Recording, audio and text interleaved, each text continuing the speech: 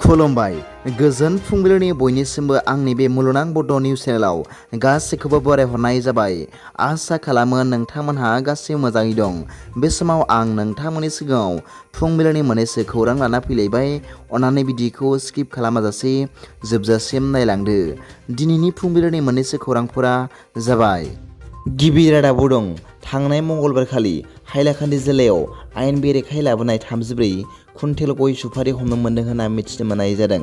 खौरां मोननाय बादिब्ला बे गय सुफारि लाबोखुमानायखौ स्रोद स्रोदनि गेजेरजों हाइलाकान्दिनि पुलिस हान्जाया नागिरनाय हाबाफारि लादोंमोन आरो एमडि आब्बास उद्दिन लस्करनि गुदामाव नागिरनाय समाव मोननो हादों होनना मिथिनो मोननाय जादों आरो एमडि आब्बास उद्दिन लस्करखौ पुलिसा खाबाय होनना मिथिनो मोन्दों। दासिमावबो दायनिगिरिफोरखौ हमनो थाखाय पुलिसा गोख्रोङै नागिरगासिनो दं होनना मिथिनो मोननाय जादों। नैथि रादाबाव दं। मैया आसामनि केबिनेट मन्त्रि मानाव गेदेर उरखावग्रा ब्रह्म बिथाङा बिटिआरनि सिङाव थानाय बाक्सा जिल्लायाव बाक्सा जिल्लानि सरकारनिफ्राय मोननांगौ गुदि गोनांथिफोरखौ फोसावनानै होदों होनना मिथिनो मोननाय जादों। बिथाङा बे फोसावथायखौ आयुष्मान भारत PMJAY कार्ड राननाय हाबाफारियाव बाहागो लानानै फोसावनानै होदों होनना मिथिनो मोननाय जादों। मख'नो गोनां बाथ्रा दि बे हाबाफारिखौ डक्टर रबि बर' हस्पिटालाव खुंनाय जादोंमोन होनना मिथिनो मोननाय जादों। थामथि रादाबाव दं। मैया क'क्राझार जिल्लायाव वार्ल्ड नं टबाक' डे सान फालिदों होनना मिथिनो मोननाय जादों।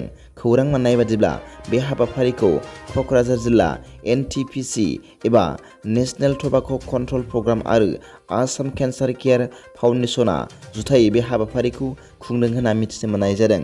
मख'नो गोनां बाथ्रा दि बे हाबाफारिखौ क'क्राझार जिल्लानि डिसि मानाव गेदेर बर्नाली देखा बिथाङा बे हाबाफारिखौ बेखेवनानै होदों होनना मिथिनो मोननाय जादों। देग्लाय बोसोरनि बे हाबाफारिनि खौसे गारां एबा स्ल'गानखौ वी निड फुड न' टबाक' एबा जोंनो जानाय आदार नांगौ थांखु नाङा बे स्ल'गानखौ होनानै आगान सुरदोंमोन होनना मिथिनो मोननाय जादों। ब्रैथि रादाबाव दं। मैया बुधबारखालि क'क्राझार जिल्लानि सिङाव थानाय फकिराग्रामाव माखासे सुबुंफोरा गावसोरनि डिलारनि बेरेखायै गोख्रों सोमावसारदों।